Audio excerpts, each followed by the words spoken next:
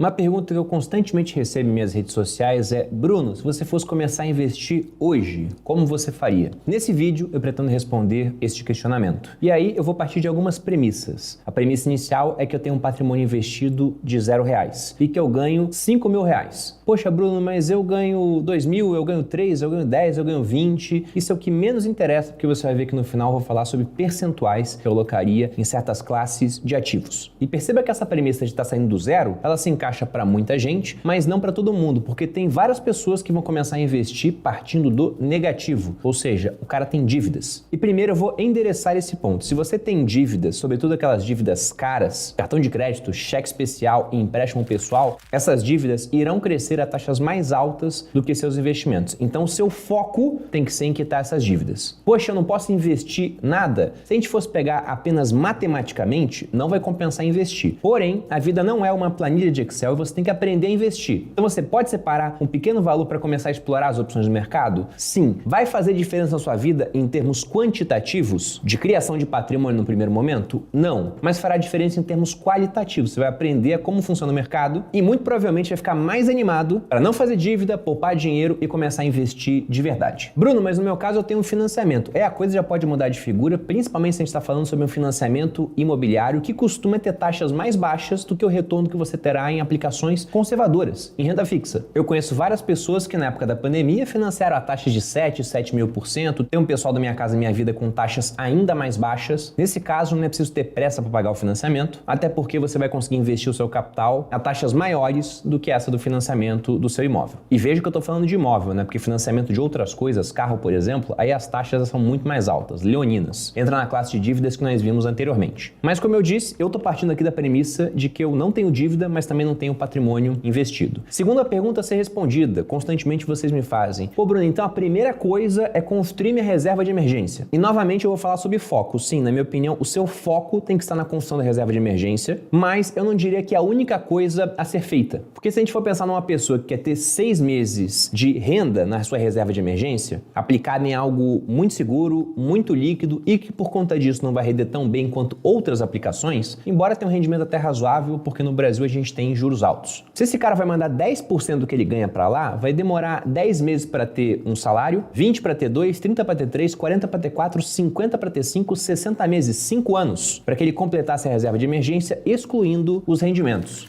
Até porque tem inflação nessa conta também, né? Não digo que vai ficar elas por elas, mas vai dar meio parecido. E aí, se você volta no tempo 60 meses, a gente sai de 2024 para 2019. Veja quanta coisa aconteceu nesse meio do caminho. Se eu pego, por exemplo, o preço do Bitcoin lá em 2019, ele estava na casa de $4.000. Hoje está próximo dos 60 mil. Uma multiplicação de 15 vezes nesse período de 5 anos. E aqui eu peguei um exemplo mais extremo, mas vale dizer que é um exemplo extremo que eu de fato peguei na minha carteira. Então não estou simplesmente supondo que isso aconteceu. Eu tinha uma alocação em Bitcoin desde 2019 que ela acabou até aumentando percentualmente por conta dessa grande multiplicação pela qual outros ativos não passaram. Ô Bruno, então é só colocar tudo em Bitcoin? Exatamente, espero que tenham gostado desse vídeo, um grande abraço e até a próxima. Não, pessoal, não é só colocar tudo em Bitcoin, porque a gente tem que entrar num outro ponto, que é a questão de você fazer um balanço da sua vida para começar os seus investimentos. Então, se você, por exemplo, corre pouquíssimo risco na sua atividade laborativa, vou dar um exemplo de um funcionário público no âmbito federal, ou seja, ele trabalha diretamente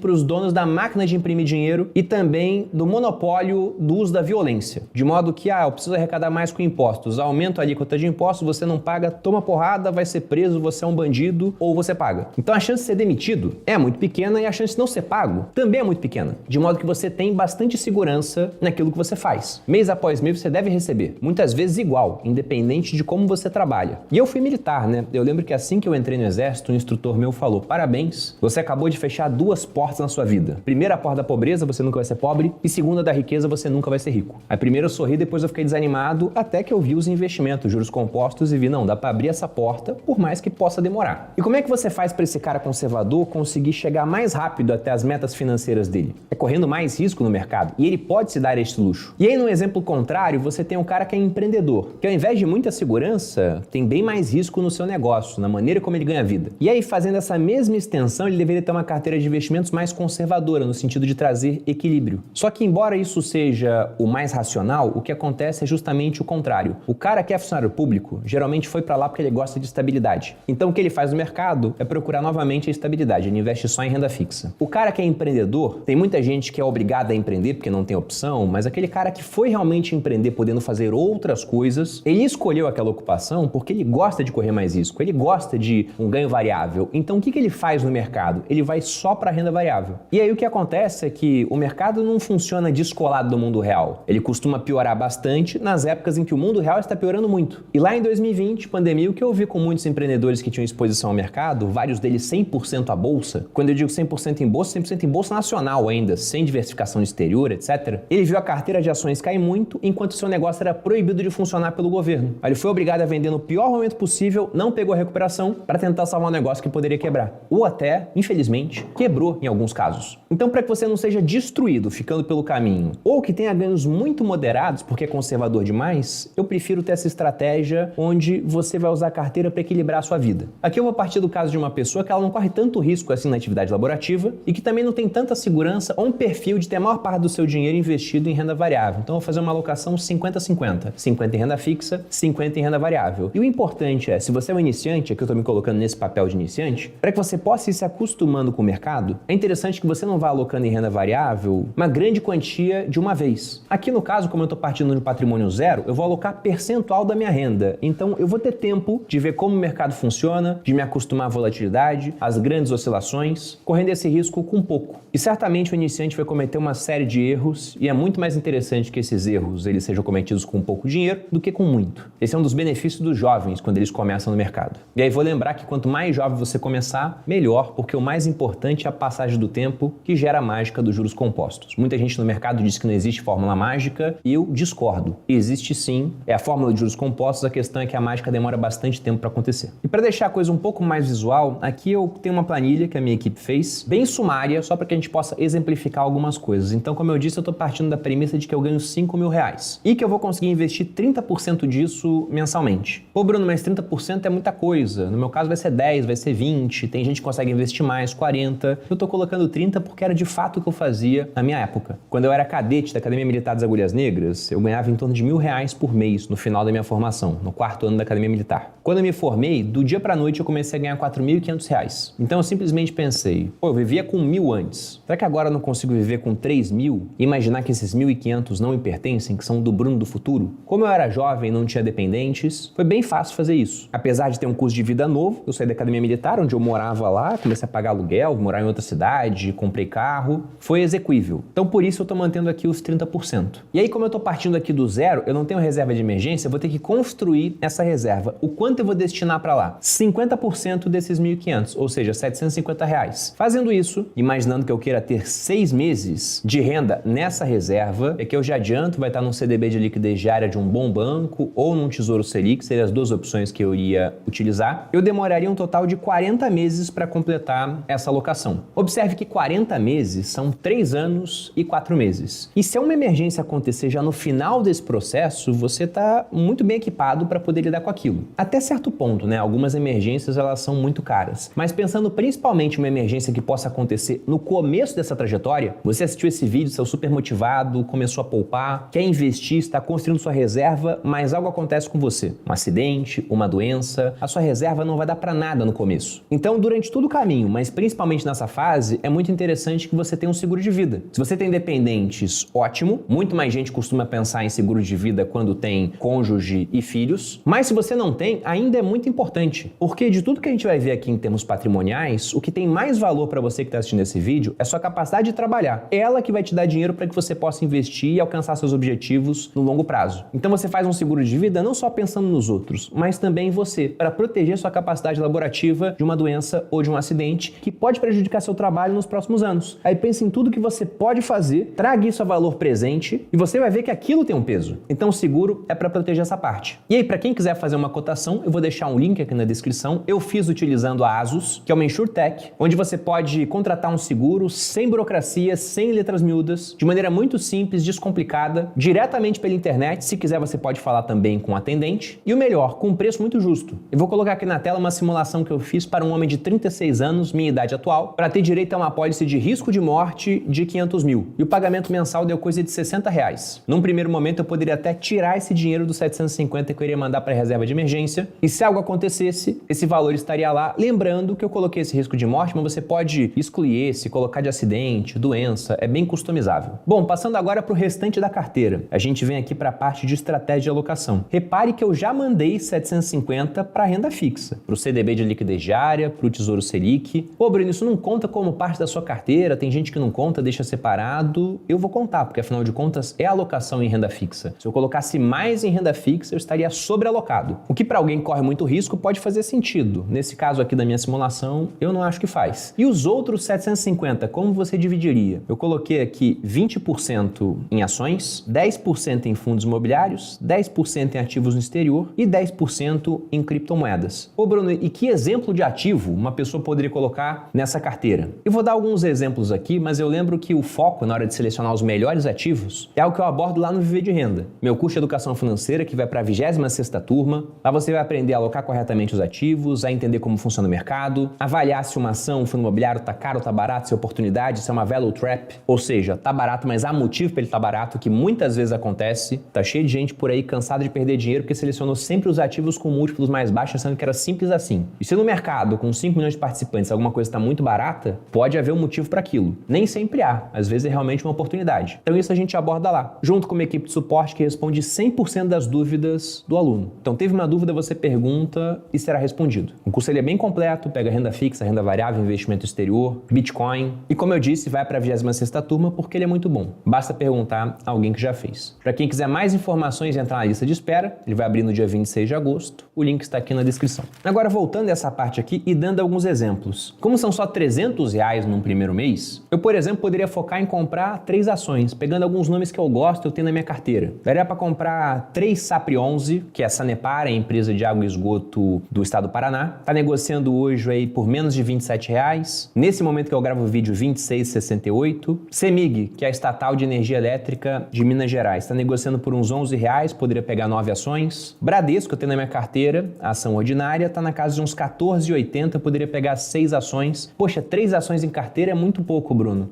No próximo mês você compraria outros nomes diferentes. Veja que aqui você teria que usar o mercado fracionário, porque no Brasil a gente tem aquela divisão, né, de um mercado integral em lotes de 100, o mercado fracionário menos do que isso, tem menos liquidez. Então outro caminho também poderia ser ter essa parte de exposição a ações via um ETF, que para quem não sabe o que é simplesmente um fundo de investimento com cotas negociadas em bolsa de valores. Você compra exatamente como uma ação. Só que os lotes, no caso, eles não são de 100, de 10, é individual, você pode comprar uma única cota. E aí pegando um ETF interessante, o NSDV do Nubank, NSDV 11. É uma carteira que segue um índice Smart Beta, ou seja, pegaram o Ibovespa e deram uma melhorada segundo o critério de dividendos. Eles têm hoje posição em 21 empresas e a cota está na casa de R$118. Então vejo que daria para comprar 2 cotas e sobraria alguma coisa se você quisesse comprar alguma ação individual. Também poderia ser um caminho. Indo para fundo imobiliário, nós temos R$150. Então dá para criar uma carteira com muita exposição. O que eu faria? Eu compraria um fundo de fundos. Você pega um fundo imobiliário que vai comprar vários outros numa gestão ativa, comprando aquilo que ele acha que faz sentido, te dando exposição a uma parcela do mercado. Eu peguei aqui um que eu tenho na carteira também, o RBRF 11. Ele tem posição hoje em 44 outros fundos imobiliários. Então, através de uma única cota, você conseguiria essa exposição a 44. Ah, Bruno, eu vou falar que muita gente não gosta de fundos porque é taxa sobre taxa. Mas no caso do RBRF também é desconto sobre desconto. Porque ele está descontado, está abaixo do valor patrimonial e compra vários outros fundos que também estão abaixo do valor patrimonial. Então, na minha visão, vale a pena. E ele é negociado em bases individuais. Você pode comprar uma única cota. Como agora ele está negociando abaixo de R$10, está R$7,47 nesse momento, então daria para comprar quase 20 cotas, umas 19. E essa é a parte menos importante, gente. Num primeiro momento, aquilo que você aporta vai ter muito mais peso do que a rentabilidade que você consegue. É com o passar do tempo que a rentabilidade passa a ter mais peso porque os montantes investidos já estão maiores. Pegando agora as 2 últimas fatias, exterior e cripto. No exterior, o mercado muito mais eficiente, porque tem muito mais participantes e informação. Eu faria o básico que dá certo. Você pega a última década, rendimento do S&P 500, principal índice americano, 12% ao ano na média e o dólar contra o real mais 9%. Então estamos falando de mais de 21% de retorno, que é composto um sobre o outro, simplesmente comprando um ETF do S&P 500. Eu poderia comprar o ETF VOO, o voo. Sendo que lá fora você pode comprar frações de uma única cota. Então poderia pegar realmente os R$150, o que vai dar mais ou menos uns $27, e comprar nesse ETF. Ô Bruno, mas vai ter custo para mandar lá para fora, né? Você tem IOF, você tem o spread do câmbio. Tem, então daria menos do que isso. E para quem não quiser arcar com esse custo no primeiro momento, você pode pegar uma opção nacional, como por exemplo o IVVB11, que vai comprar cotas do IVV, um outro ETF lá fora, e te dá basicamente a mesma exposição, só que utilizando aqui a bolsa brasileira. O único ponto é que ele cobra mais caro na taxa de administração e no tempo, embora você tenha despesa com IOF, com spread do câmbio, a opção lá fora, se você vai ficar alocado por um longo prazo, ela vai ficar mais barata. E o outro ponto de usar a opção nacional, o IVVB11, há outros ETFs, né, mas esse é aquele que é mais negociado aqui no Brasil, mais líquido, é que a cota dele hoje está acima de R$300. Então com esses 150 não daria para pegar, porque aqui não dá para comprar fração de ETF, lá fora dá. Mas você poderia não alocar esse mês, botar mais em renda fixa, alocar depois, no segundo mês, aí tira o dinheiro, pega com o outro. Enfim, há vários caminhos. Eu particularmente prefiro fazer diretamente lá fora. E na última fatia, que é de cripto, eu compraria Bitcoin. Várias corretoras permitem aportes aí com valores de R$50 até inferiores a isso. No Bitbank, que é que eu uso, se eu não me engano, dá para fazer com R$5, então é bem tranquilo. E eu alocaria naquela criptomoeda que eu acho que é mais interessante, é que tem mais tempo e que deve durar mais tempo para frente. Pô, Bruno, e aí depois disso? Depois disso você vai fazer basicamente a mesma coisa, entre aspas, porque podem mudar os ativos, mas o raciocínio é o mesmo, é fazendo isso mês após mês, completou a reserva de emergência, pode alocar em outras coisas e vai construindo a sua carteira. Pô, mas eu vou demorar muito tempo para ficar milionário. Pegando esses 1.500 e fazendo uma simulação, onde eu coloquei a rentabilidade da sua carteira em simplesmente 6% ao ano, pô, mas isso é muito baixo, a Selic está em 10,5%, tem título público pagando IPCA mais 6 agora. Eu coloquei justamente 6% para que a gente tenha valores de hoje. Eu sei que vai render muito mais. Só que daqui a 30 anos, o milhão vai ser muito diferente do que é hoje. Então eu queria saber o milhão de hoje, com o poder de compra de hoje. Em quanto tempo você chegaria lá, aportando 1.500 por mês, com rendimento de 6% ao ano? E na simulação saiu um período de 300 meses. Aplicando os 1.500, 6% ao ano de rendimento, em 25 anos você chegaria no milhão de hoje, que na verdade vai ser muito mais, porque a sua carteira vai render mais, só que vai ter inflação no meio do caminho. Poxa, é bastante tempo. É, mas para 99% do pessoal que me acompanha aqui, esse tempo vai passar de qualquer jeito. Então é melhor que você chegue lá com esse milhão do que sem ele. E para quem quiser aprender a fazer isso numa comunidade, onde você não fará sozinho, as pessoas têm o mesmo objetivo, é um ambiente muito adequado, com acesso a muito mais conhecimento e com uma equipe de suporte que responde tudo, novamente eu lembro do Viver de Renda, link aqui na descrição. Mas é isso, pessoal. Espero que tenham gostado desse vídeo. Se você gostou, dê seu like, se inscreva no canal. Um grande abraço e até a próxima.